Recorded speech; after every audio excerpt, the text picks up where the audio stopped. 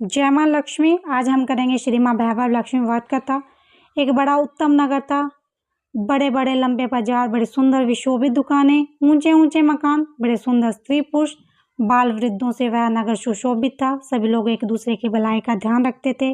दिन में एक परोपकार अवश्य करते थे, एक दूसरे का सम्मान करते थे, अतिथि का सत्कार करते थे, साधु संतों को विश्राम देते। मधुर गायन वादन से दशों दिशाएं गूंजती। कुछ दिनों के बाद वातावरण बदलने लगा। लोग बेईमानी करने लगे, झूठ बोलने लगे। लोभी व बदमाश लोग गरीबों को लूटने लगे। डाकू लोग साधु संतों को सताने लगे। चारों ओर जुआ, शराब, चरम रंडी आदि के अड्डे बनने लगे। लोग इसमें फंसने लगे।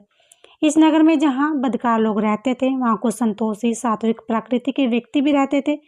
कुछ पतिव्रता नारियां भी इस नगर की शोभा को बढ़ाती थी। उनमें एक थी सावित्री। सावित्री बड़ी सुखी थी। धन व धान्य से घर भरा पड़ा था। स्वर्ण, रजत के आभूषण व सुंदर रेशमी वस्त्र सावित्री की सुंदरता बढ़ाते थे। सावित्री का पति भी कठोर परिश्रमी था। रात दिन व्यापार में मगन रहता था। ईमानदार से व्यवहार करता, सदा प्रसन्न रहता, किसी को नहीं सताता, दान दक्षिणा देता, गरीबों को मुफ्त भोजन बांटता। कोई भी उसके पास पहुंच जाए तो वह उसकी अवश्य सुनता था। कुछ दिनों के बाद कुछ गलत लोगों से उसकी मित्रता हो गई और जुआ, शराब, चरम, गांजा में ऐसा डूब गया कि धीरे धीरे घर का संपूर्ण धन स्वाह हो गया। आभूषण बिक गए, सुंदर वस्त्र फटने को आए। उसकी कुसंगति में फंसकर बेचारी सावित्री का पति अब भिखारियों के रूप में आ गया। शराब के लिए सावित्री को मारपीट करने लगा, बुरी बुरी गालियां देने लगा। सावित्री बहुत कमजोर हो गई, बीमार रहने लगी। उसका पति उसे दवाई भी लाकर नहीं देता। घर में बर्तन भी गिरवी रखे जाने लगे। सावित्री बहुत दुखी रहने लगी। कभी ईश्वर को कोसती, कभी देवी देवताओं को कोसती, कभी उनकी प्रार्थना करती। आंखें फाड़ फाड़ कर देखती, परंतु घर में कुछ भी न दिखाई पड़ता। लक्ष्मी देवी बिल्कुल ही रुष्ट हो गई थी। एक दिन एक अधेड़ महिला उसके द्वार पर आई, जोर से पुकारा, सावित्री देवी, सावित्री देवी। सावित्री देवी ने सोचा कि देखो तो कौन आवाज लगा रहा है। घर में तो कुछ भी नहीं, परंतु द्वार खोलकर देखने में हानि ही क्या है।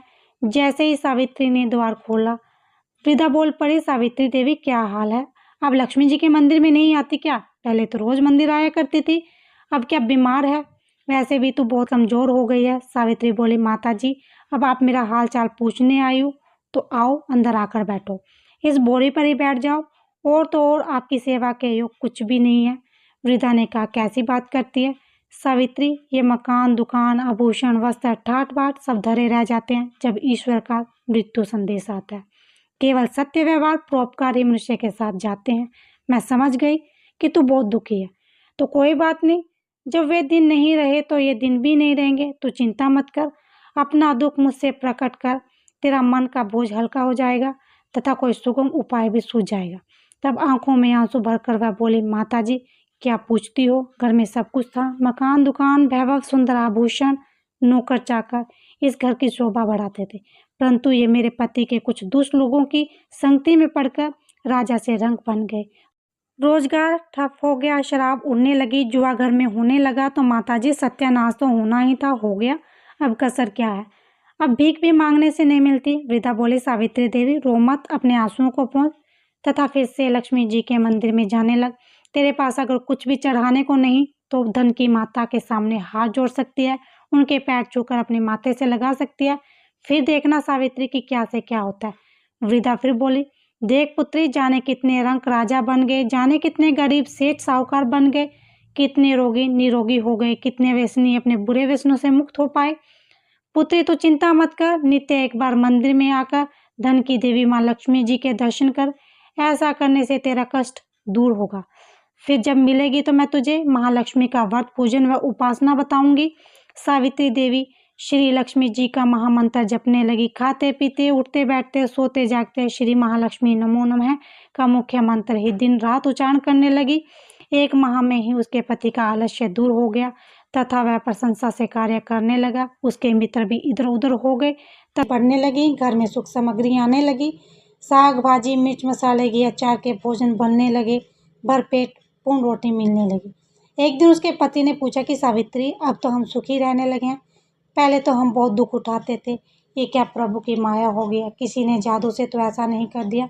अब तो देखो, मैं तुम्हें गाली भी नहीं देता, न मारपीट करता हूँ। एकदम समय बदल गया, पता नहीं ये क्या हो गया। तुम तो मंदिर जाती हो। तब सावित्री बोली, हाँ मैं मंदिर जाती हूँ और केवल तुम्हारे लिए जाती हूँ।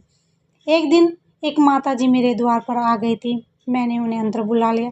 तब उन्होंने मेरी व्यथा सुनकर मुझे लक्ष्मी जी का ध्यान बतलाया। बोली कि तू इस श्री लक्ष्मी सदा सहाय का मंत्र सदा जाप करती रह। जब कुछ तेरे जीवन में सुधार दिखे तब मुझे मिलना।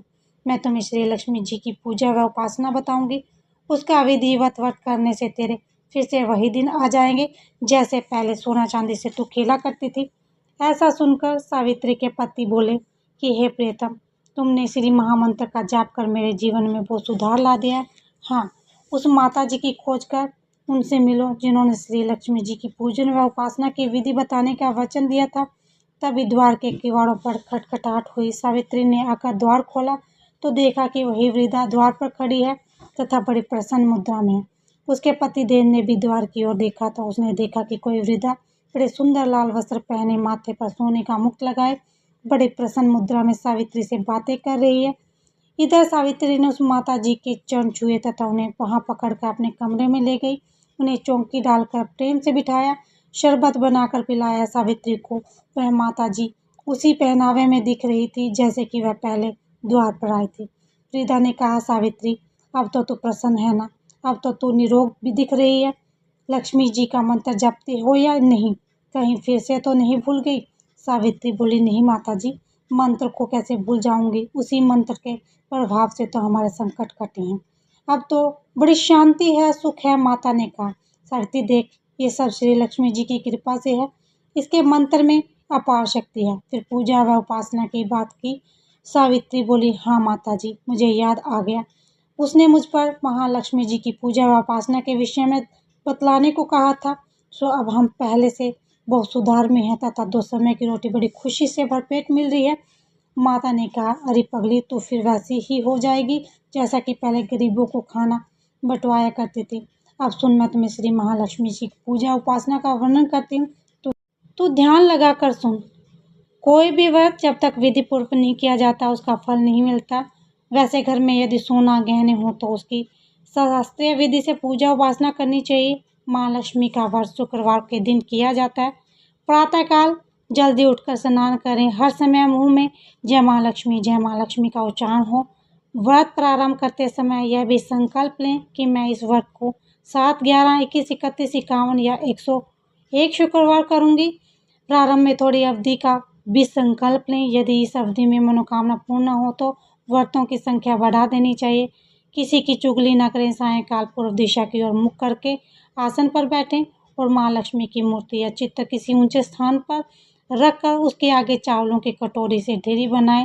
एक खुली प्लेट लें। सोने अन्यथा चांदी के जेवर रखें। चांदी में भी जेवर नहीं है तो रुपए रखें।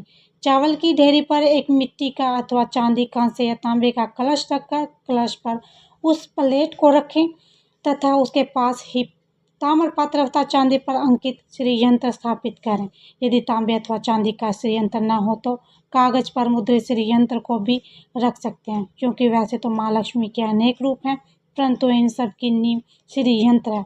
अतः भैरव लक्ष्मी माँ के पूजन करते वक्त सर्वप्रथम श्री यंत्र और लक्ष्मी जी की विधि रूपों को सच्चे मन से दर्शन करें। श्री यंत्र तथा कलश की स्थापना के पश्चात जल, रोली, चंदन, चावल, फूलों से यंत्र, कलश तथा सोने चांदी का पूजन करने चाहिए। अगरबत्ती जलाकर धूप देनी चाहिए तथा श्री यंत्र के पास दीपक जलाना चाहिए। इसके पश्चात लक्ष्मी स्वयं पाठ करना चाहिए।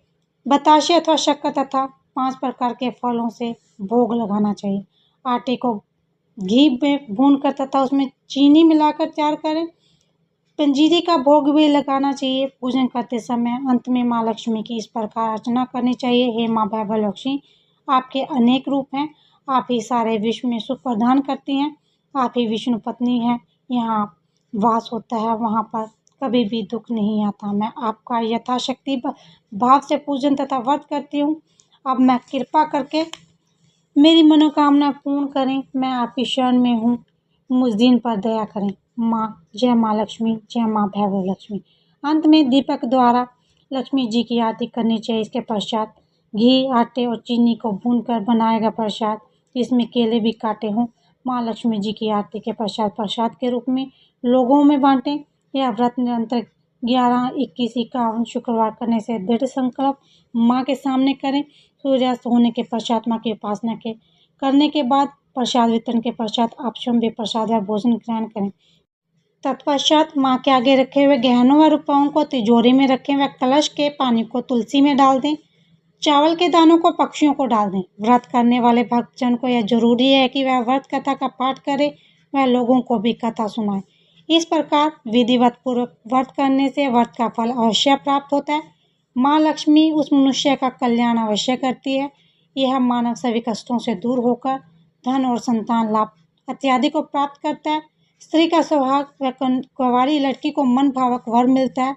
आखिरी व्रत के दिन शुक्रवार व्रत का शास्त्रीय विधि द्वारा उद्यापन करना चाहिए। उस दिन खीर या नैवेद्य बनाएं। पूजन विधि हर शुक्रवार की तरह करें। पूजन विधि के पश्चात श्रीफल को फोड़ें और कम से कम 7 कुंवारी कन्याओं को कुमकुम का तिलक लगाकर भोजन आदि करवाएं। फिर उन्हें एक श्री ओम वैभव लक्ष्मी व्रत कथा की पुस्तक उपहार में दें और साथ ही सभी रिश्तेदार व पड़ोसियों को भी एक एक पुस्तक उपहार में दें व उनमें भी श्री माँ वैभव लक्ष्मी व्रत करने को कहें। कम से कम 7 व अपनी श्रद्धा अनुसार जितनी पुस्तक बांट सकें बांट दें। इस व्रत में श्री माँ वैभव लक्ष्मी व्रत कथा की पुस्तक दान का बड़ा महत्व है। इस पुस्तक के पढ़ने से दूसरों को भी व्रत करने की प्रेरणा मिलती है। उसका पुण्य ही पुस्तक बांटने वाले को मिलता है। फिर लक्ष्मी जी की प्रतिमा एवं श्री यंत्र को आगे हाथ जोड़कर प्रणाम करें और स्तुति करते हुए कहें, हे माँ लक्ष्मी, आपकी कृपा से संतानहीन को संतान, धनहीन को धन, भाग्य जिसमें विमुख हो उसे भाग्य विधाता बना देती हैं। आपकी ही कृपा से मैंने आपका यह व्रत पूर्ण किया है। अतः हे माँ लक्ष्मी, मेरी सभी चिंताओं को दूर करो, मेरी सभी मनोकामनाओं को पूर्ण करो। सावित्री को देकर मोहल्ले वालों ने भी माँ श्री वैभव लक्ष्मी का व्रत किया।